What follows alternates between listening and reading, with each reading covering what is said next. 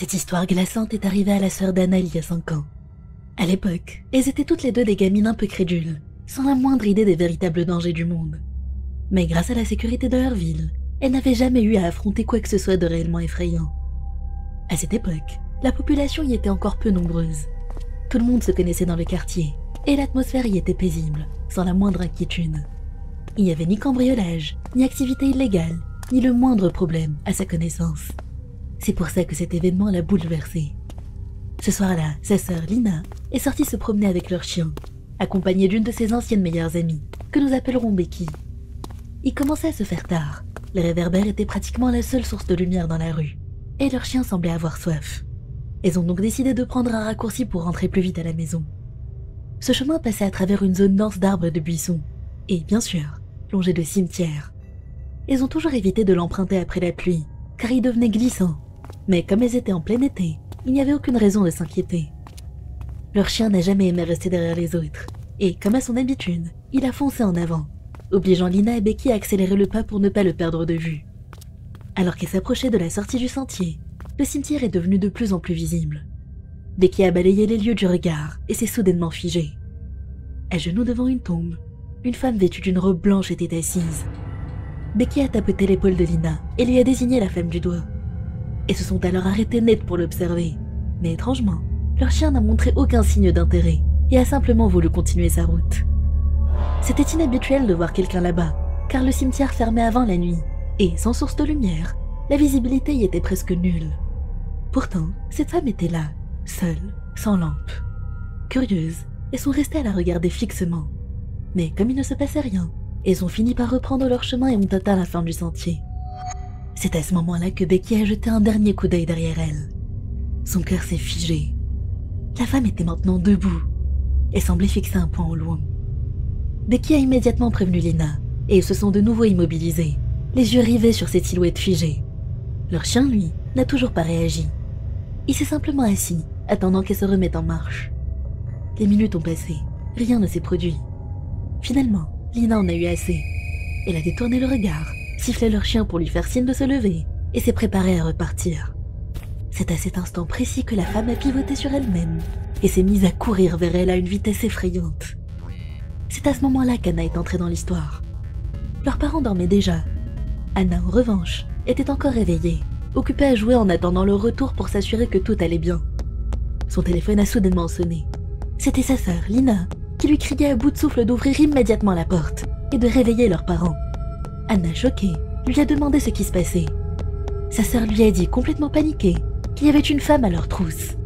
Sans plus chercher à comprendre, elle s'est précipitée vers la chambre de leurs parents, les a réveillés en sursaut et leur a tout raconté avant d'ouvrir le portail d'entrée. Puis elle a enfilé ses chaussons et s'est élancée dehors pour chercher Lina et Becky du regard. Heureusement, elle les a vite aperçues au loin. Elles allaient bien. Une fois tout le monde rentré, elles ont tout raconté en détail. Leur père a aussitôt ramené Becky chez elle, pendant que Lina décrivait la peur horrible qu'elles avaient ressentie. Bien sûr, après la peur, sont venues les réprimandes. Selon Lina, dès que la femme s'était lancée à leur poursuite, elles ont détalé à toute vitesse, priant pour ne pas trébucher.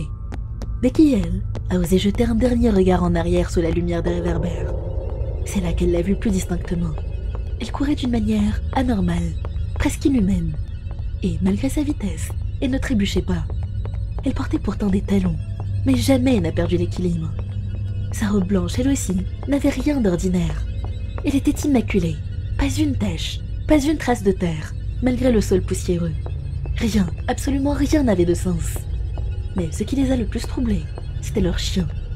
D'ordinaire, il réagissait violemment à la moindre menace, un comportement qu'il avait développé après plusieurs altercations avec d'autres chiens. Il aboyait, grognait, se mettait en alerte au moindre danger. Mais cette nuit-là, rien. Il n'avait pas aboyé, il n'avait pas grogné, comme s'il ne l'avait même pas vu. Encore aujourd'hui, elle ignore si tout cela relevait du surnaturel. Mais parfois, il n'a fait encore des cauchemars. Et dans ses rêves, la femme finit par la rattraper.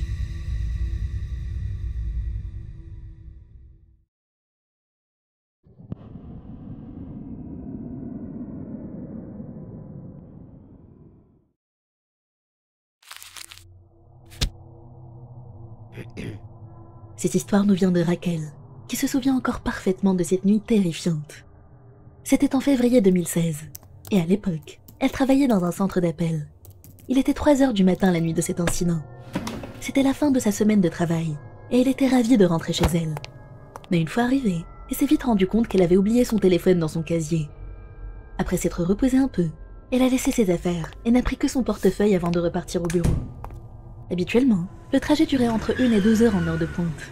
Mais cette nuit-là, elle est arrivée en seulement 30 à 40 minutes. Elle a rapidement récupéré son téléphone et s'est empressée de repartir. Voulant rentrer au plus vite, elle a décidé de prendre un taxi. Un véhicule s'est arrêté devant elle après quelques instants. L'éclairage à l'intérieur était très faible, mais elle n'y a pas prêté attention. D'ordinaire, elle s'asseyait toujours à l'avant lorsqu'elle prenait un taxi. Mais cette fois, sans savoir pourquoi, elle a choisi la banquette arrière. Le taxi a roulé quelques minutes, et Raquel a regardé distraitement par la fenêtre. Mais elle a remarqué que le chauffeur ralentissait en approchant d'un pont qui surplombait une rivière. Curieuse, elle l'a observé. Il était petit, avec de courts cheveux noirs et bouclés. Soudain, il a arrêté la voiture et a pointé une arme sur elle. « C'est un braquage », il a lâché d'un ton froid. Raquel n'a pas voulu y croire, et lui a demandé d'un ton éberlué s'il était sérieux.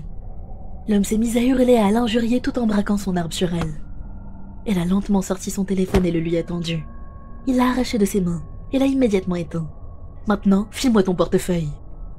Toujours sous la menace de l'arme, il lui a obéi et l'a lentement tendu. Mais au moment où il a essayé de l'attraper, ses doigts ont refusé de lâcher prise. Toutes ses pièces d'identité importantes étaient à l'intérieur. Dans un mouvement désespéré, il a tiré de toutes ses forces sur son portefeuille, a ouvert la portière et tenté de s'échapper. Le chauffeur a aussitôt redémarré en effectuant un virage brutal, essayant de la retenir à l'intérieur du véhicule. Mais heureusement, son plan a échoué. Dès qu'il a marqué un temps d'arrêt, Raquel s'est jetée hors du taxi, a couru et s'est mise à hurler pour appeler à l'aide.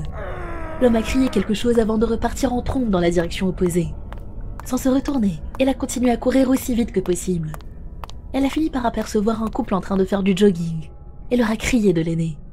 Elle leur a expliqué ce qui venait de lui arriver et un policier a rapidement intervenu pour l'emmener au poste le plus proche. Là, elle a tout raconté. L'agent lui a alors révélé que le taxi dans lequel elle était montée avait été volé plus tôt dans la journée. L'agresseur utilisait une technique bien rodée. Appeler un taxi, le voler, puis se faire passer pour le chauffeur. Après avoir rempli son dépôt de plainte, Raquel a pris une décision radicale. Elle ne retournerait pas au travail. Dès ce jour-là, elle a entamé les démarches pour poser sa démission. Pendant plusieurs mois, elle a évité les taxis et s'est mise à chercher un emploi plus proche de chez elle. Puis un jour, une amie de son ancien lieu de travail l'a contactée. Son petit ami, qui était policier, lui a annoncé que l'homme qui l'avait agressé avait été arrêté. « Regarde les infos », il lui a dit. Raquel a obéi, et ce qu'elle a découvert l'a pétrifiée. Son ami lui a alors demandé de venir au commissariat pour témoigner, car ça permettrait d'alourdir sa peine, et lui a expliqué. Mais Raquel a refusé. Elle souffrait encore du traumatisme, et n'était même pas capable de sortir de chez elle. Son ami a respecté son choix, et ils se sont quittés ainsi. Elle n'a pas eu le courage de lui avouer la vérité. L'homme qu'ils avaient arrêté, ce n'était pas lui. Cet événement lui a ouvert les yeux. Si cet agresseur courait toujours, combien d'autres utilisaient la même méthode? Ces criminels ciblaient ceux qui travaillaient tard et rentraient seuls en pleine nuit. Aujourd'hui, Raquel travaille depuis chez elle, à l'abri. Mais elle espère de tout cœur que ceux qui doivent encore sortir chaque soir prendront toutes les précautions possibles lorsqu'ils prennent un taxi.